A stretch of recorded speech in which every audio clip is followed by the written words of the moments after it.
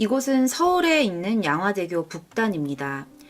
오늘 다뤄볼 끔찍한 이 사건이 세상에 드러나기 시작했던 것은 2010년 6월 중순이었어요. 6월 17일 오전 8시 20분경 양화대교 북단에서 순찰을 돌고 있던 한강 경찰대는요, 수면 위로 떠오른 뭔가를 발견하게 됩니다. 가까이 다가가서 살펴보니 그것은 분명 한 여성의 시신이었습니다. 시신은 단순히 물에 빠져서 익사한 것으로 보이지는 않았어요. 왜냐면 그 시신이 담요에 둘러져 있는 점이 상당히 이상했던 거예요. 그리고 무슨 이유인지 모르겠지만 상당히 심하게 훼손이 되어 있는 상태였습니다. 곧바로 수사에 나선 경찰은 훼손된 여성 시신의 지문을 통해서 감식에 들어갔고요. 신원을 곧바로 확인해서 여성 주변인에 대한 탐문 수사를 시작했습니다. 그리고 이 사건에 소름 끼치는 전말이 세상에 드러나게 됩니다. 예상하셨겠지만 이 사건은 자살이 아닌 살인사건이었습니다. 처음 발견된 여성의 시신이 벽돌과 시멘트 조각을 채워 넣은 담요에 쌓여 있었던 거죠. 그리고 자전거 로프를 이용해서 꽁꽁 묶여 있었던 이런 점들로 봐도 스스로 한강에 몸을 던졌다 아니면 실수로 떨어졌다라고 보기에는 상당히 어려운 부분이 많았습니다. 누군가 그렇게 처리를 해서 한강으로 일부러 던졌다고 볼 수 있죠. 그리고 시신이 떠오른 지 하루 만에 이 사건의 가해자들이 검거가 돼요. 한 명이 아니었던 거죠. 충격적이게도 이 여성을 잔인한 방법으로 한강에 던져버린 사람들은 피해 여성과 2년 가까이 친분을 쌓아왔던 6명의 남녀였습니다. 체포 이후에 그들은 하나같이 사망한 여성에 대해서 그녀가 가정불화로 인해서 종적을 감춘 거예요. 라고 진술해요. 입을 맞춘 것처럼요. 그리고 수사를 받는 과정에서도 전혀 당황하는 기색 없이 행동이 너무 태연했다고 해요. 하지만 결정적인 증언과 증거 앞에 그들은 자신의 죄를 인정할 수밖에 없었습니다. 그 중에 시신이 발견되기 나흘 전에 수상한 이들을 태우고 양화대교를 건넜었다는 택시기사의 증언이 상당히 결정적인 작용을 했어요.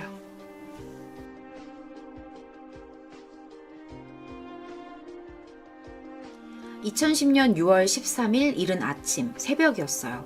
그날 비가 상당히 많이 오고 있었다고 합니다. 택시기사 강 씨는 남성 2명과 여성 1명을 태웠어요. 그 중에 한 남성은요, 체격이 상당히 건장해 보였다고 합니다. 양화대교 북단이 목적지라고 말을 하던 그들은요, 담요로 꽁꽁 싸맨 상당히 무겁고 커다란 짐을 택시 트렁크에 실으려고 했어요. 택시기사가 이게 뭐예요? 너무 크고 무거우니까 이게 뭐예요? 이렇게 물어본 거죠. 그랬더니 그들은 태연하게도 조각상이에요. 이렇게 말을 합니다.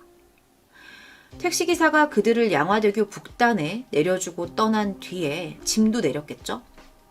그리고 나서 그들은 담요에 쌓인 그 짐을 풀어서 그 안에 시멘트와 벽돌을 넣어서 묶었고요. 다리 밑으로 던졌습니다. 짐이 떠오르지 않게 하기 위한 나름의 방법이었을 거예요. 그렇게 자신들의 범행을 은폐하려 했던 그들은 시신을 한강물에 던지고 5일 만에 경찰에 붙잡히게 된 거죠. 그들은 결국 자신들의 범행을 인정할 수밖에 없었습니다. 도대체 어떤 이유로 이렇게 여러 사람이 한 사람을 잔인하게 살해하고 시신을 없애버리려고까지 했을까요? 완전히 떠오르지도 못하게끔 거기다가 무게까지 실었죠. 더군다나 2년 동안 친분을 쌓아온 사람들끼리 어떻게 이런 짓을 할 수가 있었을까요? 범행의 시작은 시신이 발견되기 8일 전으로 거슬러 올라가요. 한 술자리에 이 사람들이 모였어요. 다 모인 건 아니고요. 이 6명의 가해자들 중에서 몇몇만 모였습니다. 그리고 평소처럼 술을 마시기 시작했어요. 근데 슬슬 이제 취기가 올라왔죠. 술이 취하면서 어떤 얘기가 나왔냐면 그 사망한 여성도 그 자리에 있었거든요. 그 여성한테 이제 다른 여성들이 시비를 거는 거예요. 너 뒤에서 내 얘기 안 좋게 하고 다닌다며? 내가 뭐 행실이 나쁘다 이런 식으로 말하고 다닌다며 이런 식으로 이제 그게 시비가 걸리기 시작한 거예요. 그러면서 이게 되게 심한 말다툼으로 이어지게 됐고 화를 참지 못했던 이 사람들이 이 김씨, 여성 김씨를 폭행하기 시작했습니다. 이 폭행은 4일간의 감금과 함께 지속이 됐어요. 그냥 때린 게 아니라 때리다가 이 여성을 감금한 거죠. 그리고 감금을 하는 그 기간 동안에도 계속해서 폭행을 했습니다. 이렇게 쓰러져가지고 급소를 맞아서 이렇게 쓰러져 있으면 다시 일으켜 세워서 또 때리고 막 그랬었대요. 이렇게 4일 동안 지속적이고 극심한 구타에 시달리던 여성 김 씨는요, 결국 사망하게 되죠. 그들은 예상치 못한 상황에 잠시 당황해요. 하지만 침착하게 인터넷을 검색하고 평소 알고 지내던 남성 이 씨를 불러서 시신을 어떻게 처리할지 논의하기 시작합니다. 그리고 그들이 결국 생각해낸 방법은 입에 담을 수도 없을 정도로 엽기적이고 잔인했어요. 단순히 양화대교 북단에다가 버리는 게 전부가 아니었어요. 시신이 무겁잖아요. 그러니까 이 시신의 무게를 줄이기 위해서 시신의 목과 아킬레스건을 훼손을 해서 거꾸로 매달아서 피를 빼는 등의 엽기적인 시신 처리를 계획하고 실행했던 것입니다. 하지만 그게 다가 아니었습니다. 죽은 이의 영혼이 혹시라도 자신들을 괴롭힐지도 모른다면서 주머니에 동전을 넣고 이쑤시개에 불을 붙여서 이렇게 염을 해주는 것 같은 그런 행위를 했던 거죠. 그리고 범인들 중에요, 100kg이 넘는 거부의 남성이 있었대요. 근데 이 남성이요, 폭행을 하는 와중에 손가락이 부러졌다는 거예요. 그러니까 그 여성을 때리면서 100kg의 거구의 남성이 손가락이 부러질 정도로 여성을 때렸다는 거예요. 근데 그렇게 지속적으로 주도적으로 때렸기 때문에 이 여성은 오히려 살아남는 게 이상한 상황이었던 거죠.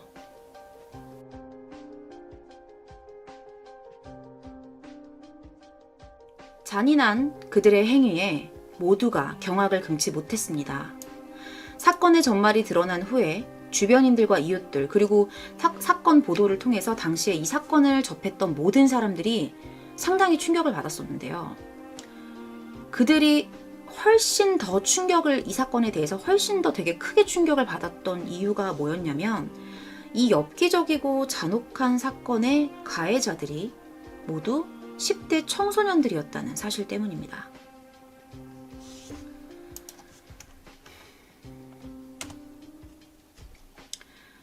이게 당시 김양을 감금했었던 가해 여성 한 사람의 집이에요.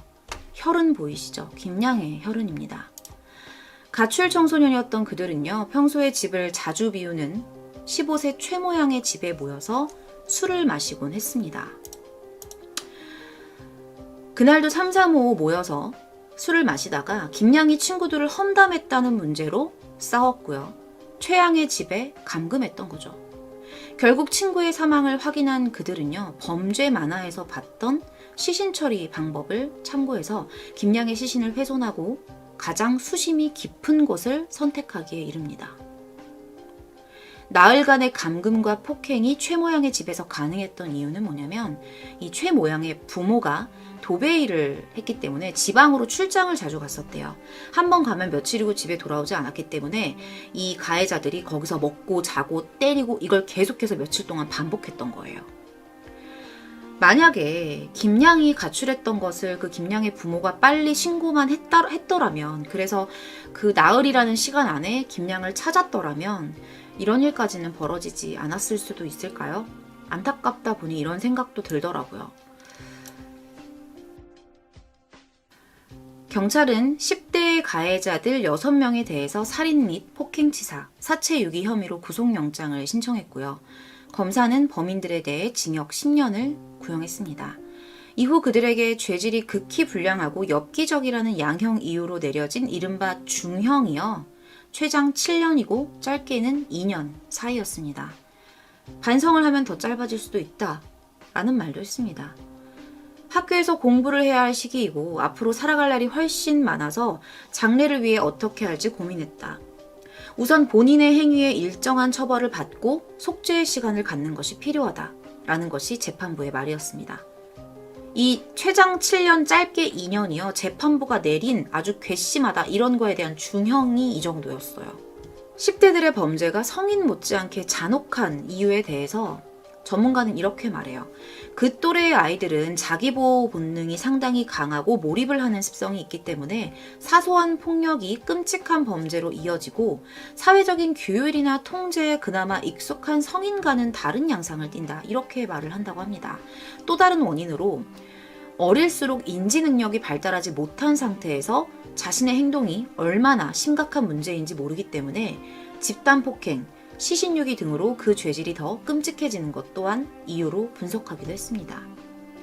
하지만 지금까지 살펴본 그들의 범죄 행각을 찬찬히 다시 곱씹어 보면요. 이것이 과연 인지 능력이 발달하지 못한 이들의 행위라고 할 수 있었을까요? 현장 검증에서 뉘우치는 모습이 하나도 없었어요. 이들 보면.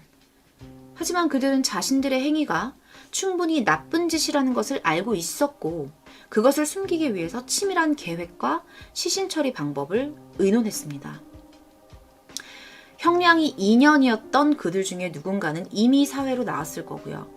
최장 7년을 선고받았던 누군가는 형기를 꽉 채우고 출소했다 하더라도 작년 말 혹은 올 초에 출소한 상태일 것입니다. 지금 일반 사람들과 아무렇지도 않게 섞여 있겠죠. 이미 판결이 났고 가해자들은 모두 처벌을 받은 상황이기 때문에 사실 그거에 대해서 재차 목소리를 내는 게 의미가 없다는 건 알고 있어요. 하지만 전문가와 재판부의 말대로 그들이 성인이 된 지금에라도 지난날 자신들이 했던 짓이 얼마나 큰 죄인지 마음으로 깨닫고 행동으로 실천한다면 좋겠습니다. 또다시 뉴스 일면에 잔혹한 살인범으로 검거돼서 과거 홍은동 여중생 살인사건의 10대 가해자였던 이라는 말은 절대 들려오지 않길 바랍니다. 이번 사건은 2010년 6월 서울 서대문구 홍은동에서 발생한 여중생 감금 폭행 살인 사건이었습니다.